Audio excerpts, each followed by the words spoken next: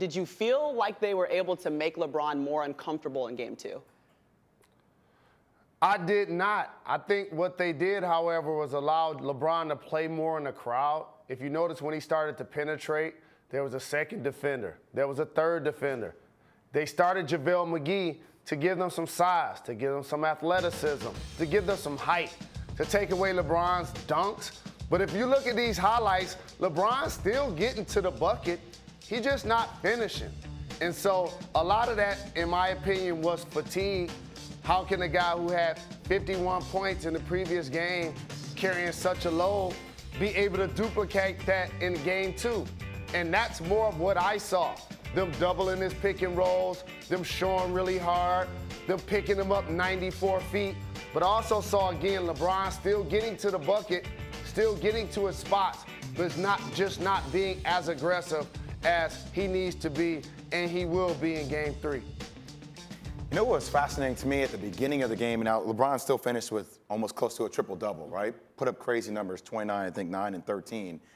But it was his energy in which he started the game that was concerning to me, because at the beginning of the game in Game 1, LeBron came out and he was aggressive. He took Game 1. He set the tone for Game 1. In Game 2, almost in a way, he came out and he was very passive. He was trying to get other people involved, and I understand that. But LeBron James was human last night. The Cavs have no chance to win if he's going to get a human performance. He needs to be that demigod consistently of what he was in Game 1. Let me ask you this. Did it seem like he was thinking a little bit more in Game 2? Because it seemed like every time he would come off a pick and roll or anything, he was ahead of the play. Like he was one step ahead. He was beating everybody off the dribble. Was there something else going on there that seemed like he was a beat behind maybe in Game 2? I think they're starting to lose a lack of trust, because I saw multiple times, and I'm curious to get Jay Rose's opinion on this. I saw LeBron have people open last night, and he would see the fact that they were open, but it looked like internally he was cringing that he had to make the right play to get them the shot. Like there was one play where he gives Jeff Green a wide open shot, and Jeff Green misses the shot. He just goes, you see his entire body language just become deflated. Like, what do you want me to do? You guys have to make some shots for us to be in this game. What'd you see, Jalen? I saw them do a lot better job of contesting LeBron, but they did that in Game 1. It's just that they threw more bodies at him. His body language, as Jay Williams just mentioned, was not the same. But that normally starts defensively. There was no, let's go. There was no emotional burst. When you have accomplished what LeBron has accomplished in his league and did what he did in Game 1, he's going to be the driver. But you need the teammates to be the gas. And you just saw that stat about the backcourt not giving him much. George Hill and J.R. Smith. Tristan Thompson, not many effort plays and energy plays or big-time dunks.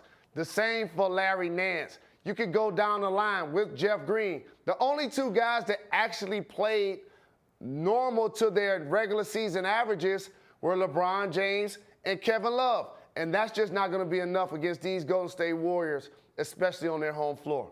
Yeah, Larry Nance Jr., no field goals. George Hill, he was 5 of 12, but obviously not enough to overcome the Warriors. It seemed like Game 1 they had a better chance if you had to throw in there the opportunity for the Cavs to walk away with one. But we saw what happened at the end of the game. We saw J.R. Smith's play. We saw the block charge call. And then in Game 2, even though it ended at a 19-point deficit, there were times in the third quarter, guys, when this was a 5-point game. It seemed as though the Cavs were still in it. Maybe there was a chance for them to steal Game 2 on the road. But now when you go back to Cleveland, you're down 0-2, although LeBron has been there before, and it was against the Celtics, though, which is a younger team, a little more vulnerable. Do you feel right now, Greeny, as though the Cavs are completely out of the series after the way they've lost these two games? I hadn't even thought about this last night until Jay Will said it this morning, and I sort of agree. And Jalen, I'd love to get your perspective on this. And Jay, I don't want to steal it from you, but you alluded to it at the very beginning, that there were a lot of different ways that the Cavs could have chosen to react emotionally to what happened on Thursday night, a game that many people, myself very much included, believe was at least in part taken from them. And the way they chose to do it was to sort of say, we're putting this behind us. We're moving on as though it never happened, rather than getting really, really mad. And they didn't come out really angry like they had been robbed last night. And maybe that was a little bit of what was missing. Did you see it that way, Jalen? I agree, but who does that start with? The players that made the gaffes.